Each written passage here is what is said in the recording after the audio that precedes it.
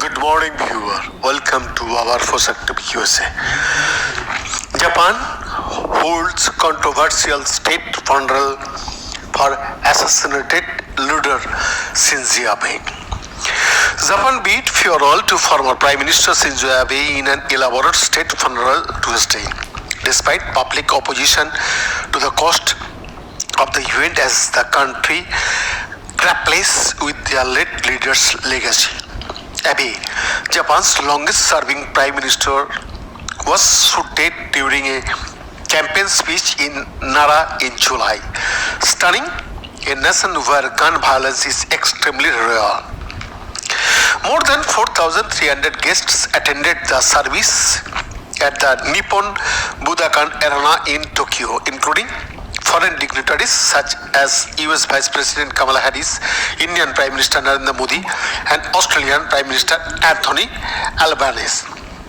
Abe's ashes were carried into the venue where the government played a video tribute honoring his life and career.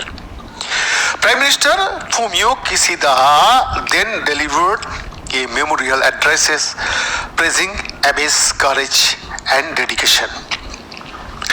Other government figures, including former Prime Minister Yoshihide Suga, who was Abe's right-hand man for many years, also gave remarks before attendees light flower offerings and bowed in turn. Other ceremonial rites on the program include an honor guard, gun salute, and musical performances before a government reception for visiting foreign dignitaries. Police ramped up security for the event, with public broadcaster NHK reporting that about 20,000 police officers were deployed to keep the peace. But altercation broke out anyway between police and demonstrators outside the funeral venue. On Tuesday morning, crowds of people lined up outside designated memorial sites to leave flowers and pay their final respects to Abe, who dominated Japanese politics for a generation. But as they mourned, thousands of others took to the streets in anti-funeral protesters across Tokyo, illustrating a deep public divide over the occasion, Japan's first state funeral for a Japanese leader since 1967. Some crowds chanted slogans as they marched near the funeral venue, waving banners that urged to stop the proceedings. Protest leaders rallied the crowd through loudspeakers, and a van rolled past with music blasting from a boombox.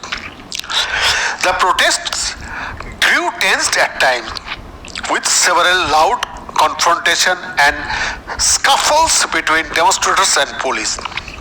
Abe's death sent shock waves through Japan and the international community, with thousands of mourners gathering in Tokyo in July as his private funeral took place. But in the months since his assassination, the outpouring of grief has given way to growing discontent.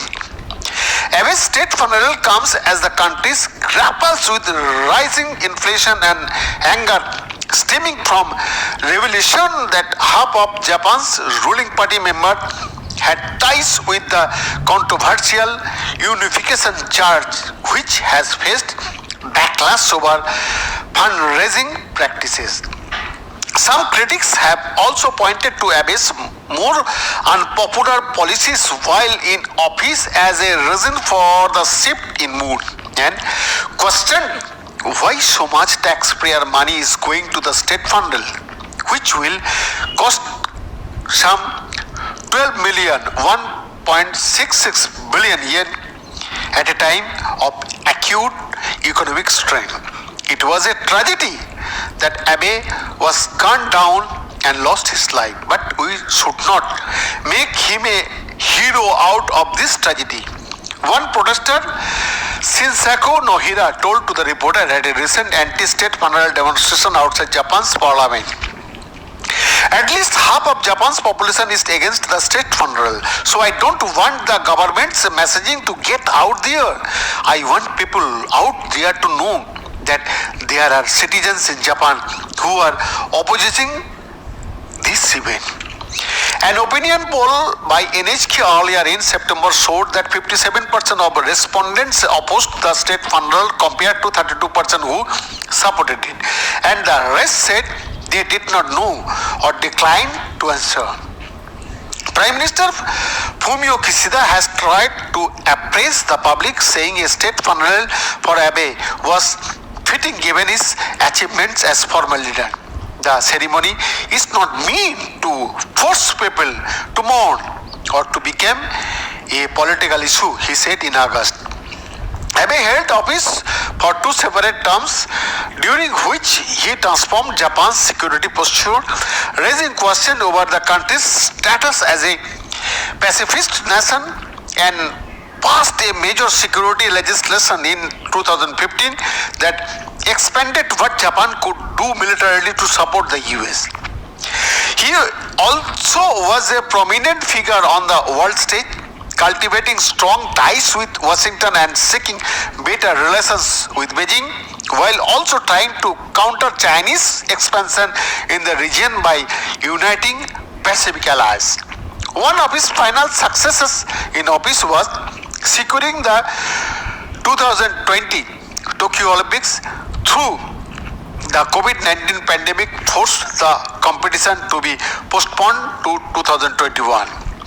After stepping down in 2020, sitting health reason, Abe remained active in politics, often campaigning for his party, which is what he was doing at the time of his assassination. NHK reported in July that the suspected shooter, Tetsuya Yamagami, had targeted the former prime minister because he believed Abe's grandfather, another former Japanese leader, had helped the expansion of the religious group he held a grudge against. So, we are not able to independently confirm what group Yamagami was referring to or links between Abe and any group the suspect harbored hatred toward. But the assassination saw a backlash against the unification church, which said Yamagami's mother had been a member who attended church event. True, Yamagami himself was never a member. It also said that the church had received a message of support from Abe at an event it organized, but that the former prime minister was not a registered church member, nor did he sit on its advisory board. Behind the report, FOSAAC TV.